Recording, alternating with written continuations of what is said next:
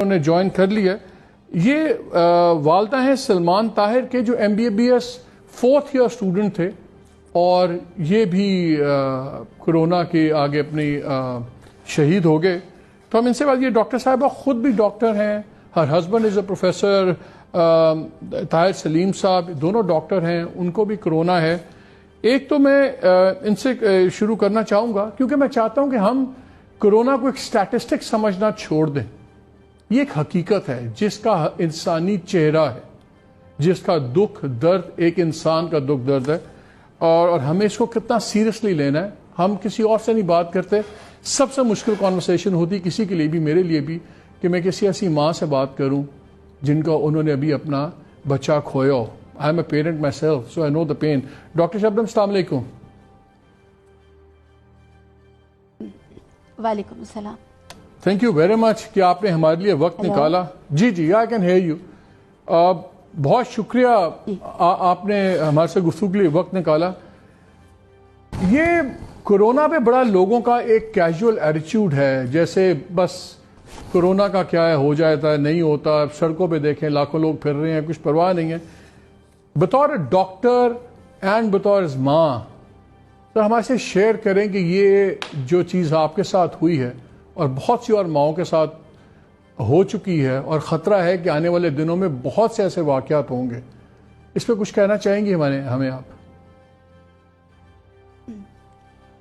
جی, بسم اللہ الرحمن الرحیم.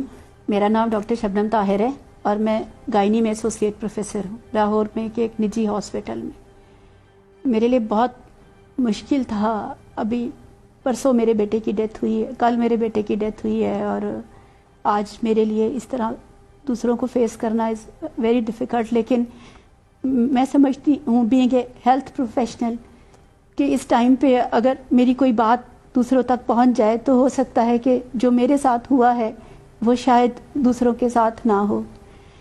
میں ایز اے مدر اور ایز اے ہیلتھ پروفیشنل دونوں چیزیں اپنے ایک ہفتے کا جو ایکسپیرئنس ہے میں وہ چاہوں گی کہ میں آپ کو مختصراً آپ کو بیان کر سکوں, اور اس کے بعد جو کنکلیوژن میں نے اس سے نکالا ہے وہ شاید دوسروں کے کام آ سکے. پہلی بات تو یہ ہے کہ میرا بیٹا سلمان طاہر جس کی عمر 21 سال اور چند مہینے تھی, وہ بالکل صحت مند بچہ تھا. اس میں کسی قسم کا رسک فیکٹر موجود نہیں تھا, جو کہ ایک عام مت ہے کہ کرونا ان لوگوں کو افیکٹ کرتا ہے جو ڈائبیٹک ہوتے ہیں, جو جن کو کینسر کا مرض ہوتا ہے, یا جن کو آلریڈی کوئی ایسی سکنس چل رہی ہوتی ہے. تو سلمان طاہر آپ نے دیکھا ہوگا فیس بک پہ بھی بہت ہی ایک ورسٹائل قسم کا بچہ تھا, پڑھائی میں بھی بہت اچھا تھا, اور اس کے ساتھ دنیا کی ہر ایکٹیویٹی میں حصہ لیتا تھا. وہ سپورٹس میں بھی آگے تھا. وہ باقی دنیا کے بچوں کی طرح کھیل کود بھاگ دوڑ ہنسی مذاق ہر چیز میں اس کے بہت سارے خواب تھے. وہ انسٹیٹسٹ بننا چاہتا تھا, وہ باہر جانا چاہتا تھا, وہ لونگ تھا, وہ کیئرنگ تھا. تو ہوا کیا میرا بچہ, تو ہم تو لاک ڈاؤن میں تھے and we were strictly following the lockdowns. میرا بیٹا 4th ایئر کا اسٹوڈنٹ ہے اور کالج بند ہے, سو ہی واز ایٹ ہوم, گھر پہ تھا.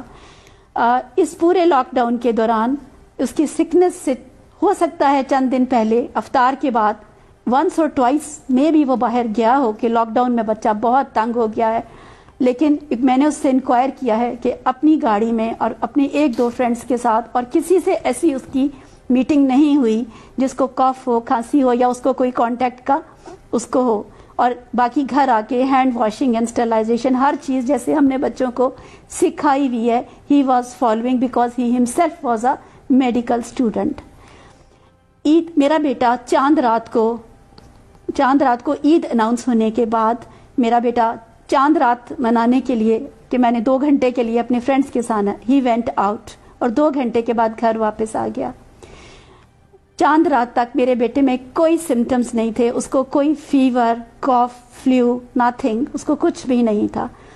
عید کی صبح وہ نہیں اٹھا یا لیٹ اٹھا.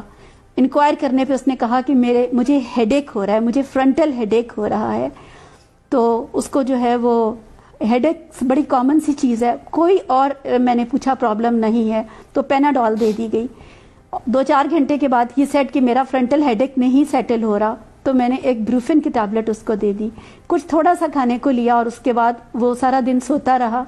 शाम को मैंने फिर पूछा तो उसने कहा मुझे सिर्फ हेडेक हो रहा है। मैंने एहतियाती तौर पे टेम्परेचर चेक किया तो 99 टेम्परेचर था।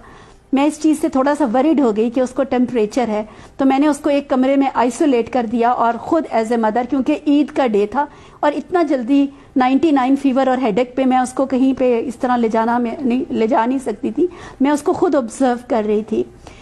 नेक्स्ट जो 24 आवर है, ईद और ईद से अगला दिन वो घर पे ही था और उसकी सिर्फ एक ही कंप्लेंट थी कि मुझे फ्रंटल हेडेक है, और इसके साथ उसको फीवर 100 and 101 तक हो गया और उसकी नेक स्टिफनेस स्टार्ट हो गई, यानी उसकी गर्दन में स्टिफनेस आ गई, अकड़ना शुरू हो गया। हमारी मेडिकल टर्मिनोलॉजी में अगर ये 3 चीज़ें साथ हों तो हमारा पहला डाउट जो है वो गर्दन तोड़ बुखार की तरफ जाता है। तो मैं और मेरे हस्बैंड जो पीडियट्रिशियन है, वी थॉट कि कहीं ये ऐसा तो नहीं है कि मेनिंजाइटिस डेवलप हो रहा है इसको, लेकिन उसको कोई वॉमिटिंग उल्टी नहीं थी, अदरवाइज ही वाज ओके, और बीच बीच में से कुछ खा भी लेता था। सो वी थॉट कि थोड़ा सा और ऑब्जर्व कर लेते हैं हम उसको पेनाडॉल देते रहे, लेकिन keeping in mind the suspicion of Covid infection, हमने उसको एक कमरे में आइसोलेट कर दिया और उसको मैं अटेंड करती थी with all the precautionary measures. Next day after 24 hour we consulted the physician ने कहा कि ये सारे सिम्टम्स मेनिंजाइटिस के हैं, गर्दन तोड़ बुखार के हैं, तो आप इन्वेस्टिगेशंस भिजवा दिए।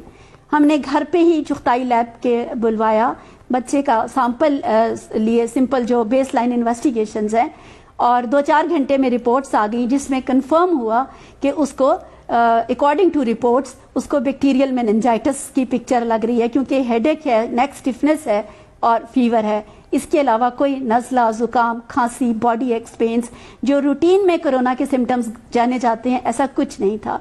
जो ही हमें रिपोर्ट मिली, हम 30 मिनट में उसको लेके हॉस्पिटल चले गए। हॉस्पिटल में उसका लंबर पंक्चर हुआ, रीढ़ की हड्डी से पानी निकाला और उसके बाद उसको एंटीबायोटिक स्टार्ट कर दी गई और उसको रूम में शिफ्ट कर दिया गया। उसको रूम में किसी किस्म का, मैं उसके पास थ्रू आउट रही हूँ, उसको कोई खांसी, नज़ला, जुकाम, रेस्पिरेटरी प्रॉब्लम नहीं हुआ। उसको एंटीबायोटिक्स लगने के बाद और पैरासीटामोल मिलने के बाद वो थोड़ा कंफर्टेबल हो गया। अगले दिन उसको फिजिशियन ने देखा और लंबर पंक्चर की रिपोर्ट आ गई उसकी, जिसपे उसका वायरल मेनिंजाइटिस डायग्नोज हुआ कि उसको गर्दन तोड़ बुखार है, वायरल मेनिंजाइटिस।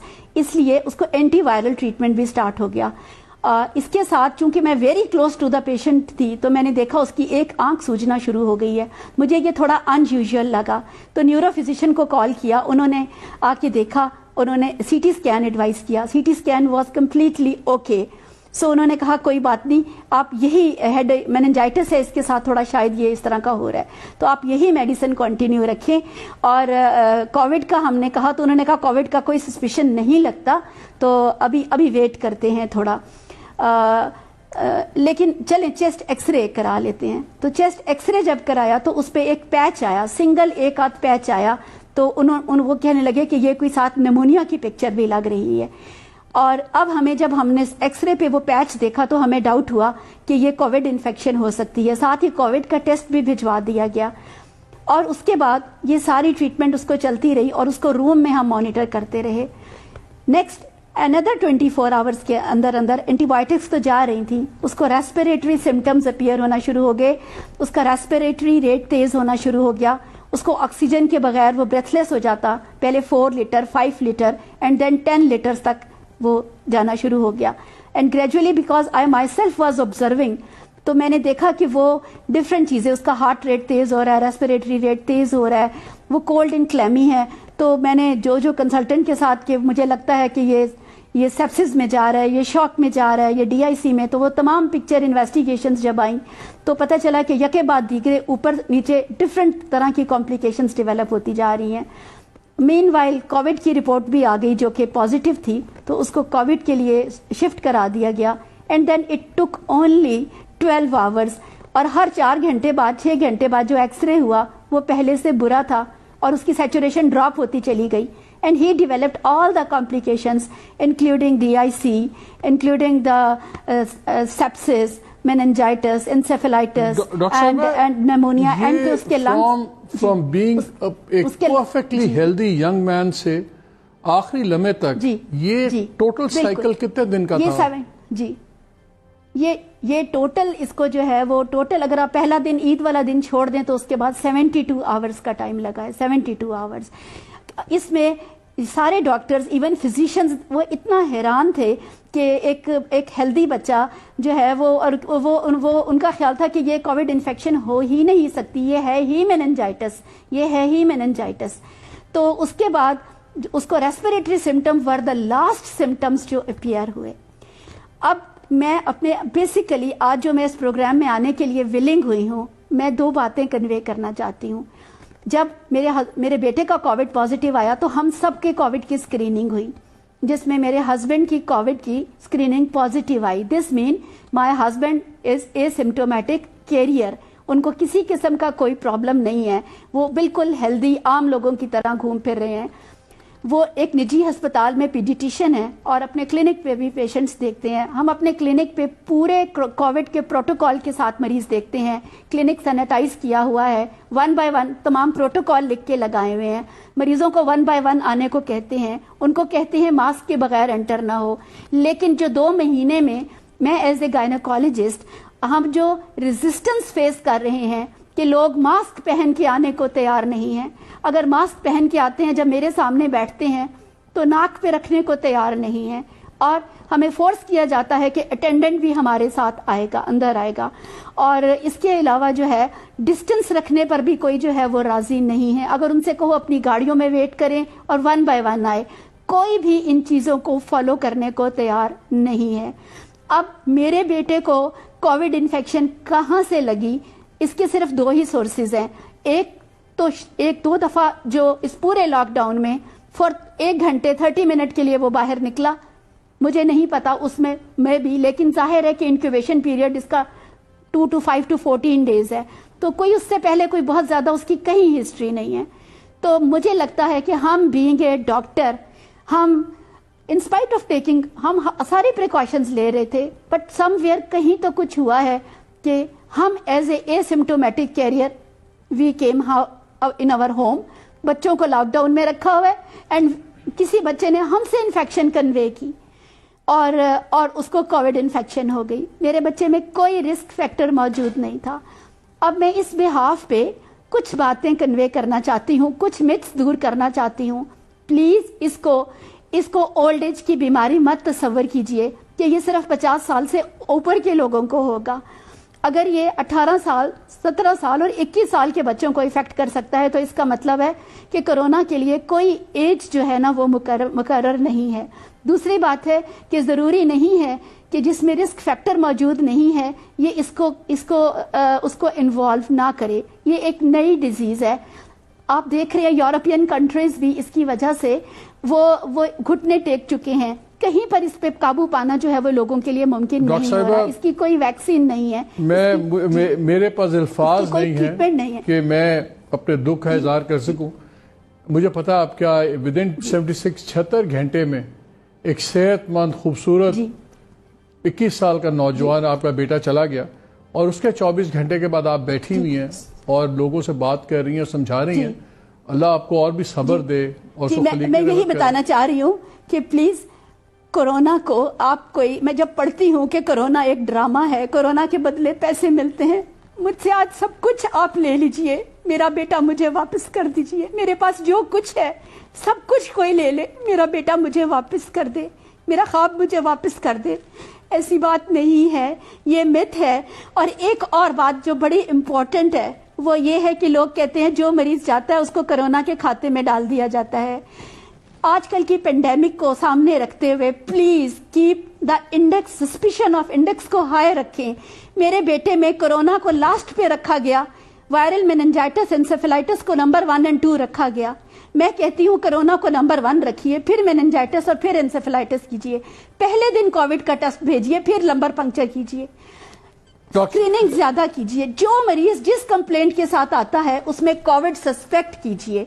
तो ये वाली बात कि हर मरीज को कोरोना के खाते में डाल दिया जाता है, किसी के माथे पे नहीं लिखा हुआ कि उसको कोरोना है, हमें नहीं पता कौन एसिम्प्टोमेटिक कैरियर है, तो इसलिए जो मरीज जाए उसको कोरोना के खाते में डालना इसलिए जरूरी है कि कोई भी मरीज कोरोना का इस पेंडेमिक में हो सकता है। और इसके अलावा एक और बात उन लोगों के लिए जो ये कहते हैं कि हमें एक्सपो सेंटर में रखा हुआ है, आइसोलेशन में रखा हुआ है, हम बिल्कुल हेल्दी हैं, हमें कुछ नहीं है, हमें जाने दीजिए। तो मेरे हस्बैंड भी तो बिल्कुल एसिम्प्टोमेटिक हैं, वो एक कमरे में बंद हैं जिस दिन से मेरे बेटे की डेथ हुई है। वो हम सिर्फ फोन पे बात करते हैं, हम खाना उनके कमरे के आगे रख देते हैं, ना वो कमरे से बाहर आते हैं, ना हम बेटे की डेथ के बावजूद हम गले मिल के रो नहीं सके। हमने अपने बेटे की बरियल तमाम कोविड प्रोटोकॉल्स के थ्रू की है हमने। तो मेरे हस्बैंड इज इन आइसोलेशन, जब तक उनका टेस्ट नेगेटिव नहीं आता ना वो हमसे मिलेंगे और ना ही वो अपनी ड्यूटी ज्वाइन करेंगे। मैं अपने बेटे के साथ बहुत क्लोज कांटेक्ट में रही हूँ। मेरा इनिशियल टेस्ट नेगेटिव है, but I shall wait for another test कि मैं 10 डेज के बाद अनदर टेस्ट कराऊं। अगर मेरा टेस्ट नेगेटिव होगा तो मैं अपनी ड्यूटी पे को ज्वाइन करूंगी। तो हम लोग बीइंग ए हेल्थ प्रोफेशनल, हम लोग जो है, हम देखिए मेरा टेस्ट अगर नेगेटिव आता है या मेरे हस्बैंड का, तो हमें फिर जाना है और फिर काम करना है। जैसे जंग में कोई सिपाही बॉर्डर नहीं छोड़ सकता, हम बीइंग ए डॉक्टर अपना काम नहीं छोड़ सकते। मेरा बेटा चला गया है तो क्या मैं डॉक्टरी छोड़ दूंगी? मैं नहीं छोड़ूंगी, मैं अपना काम जारी रखूंगी, मेरे हस्बैंड अपना काम जारी रखेंगे। तो लोगों से यही कहना है कि हम अपना काम जारी रखेंगे अब इन कुर्बानियों के बावजूद, लेकिन प्लीज खुदारा आप लोग उन तमाम प्रिकॉशंस को लीजिए जिससे डॉक्टर्स मिनिमल इफेक्ट हों। आप क्लिनिक्स में जाएं, अस्पतालों में बच्चे मत लेके जाएं। गैर जरूरी बीमारियों के साथ क्रॉनिक बीमारियां, अगर किसी का 18 साल से बच्चा नहीं है तो कोई फर्क नहीं पड़ेगा कि आप अगले 6 महीने अस्पताल ना जाएं। मैं पिछले 2 महीनों में देख रही हूँ, मना कर रही हूँ, मेरे पास इनफर्टिलिटी के मरीज आ रहे हैं कि हमारा 10 साल से बच्चा नहीं है और ट्रीटमेंट। तो मैं सबको कह रही हूँ आप 6 महीने रुक जाएं।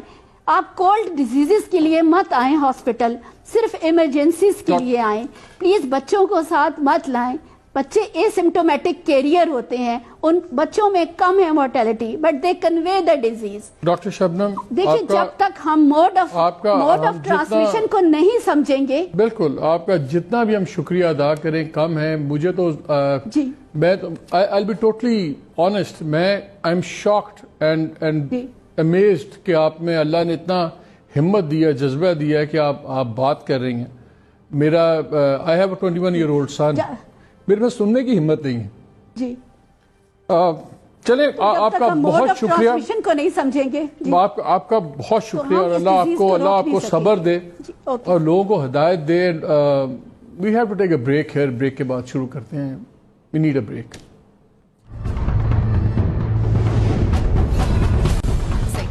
आओ आगे बढ़ें और हमदर्द बनें।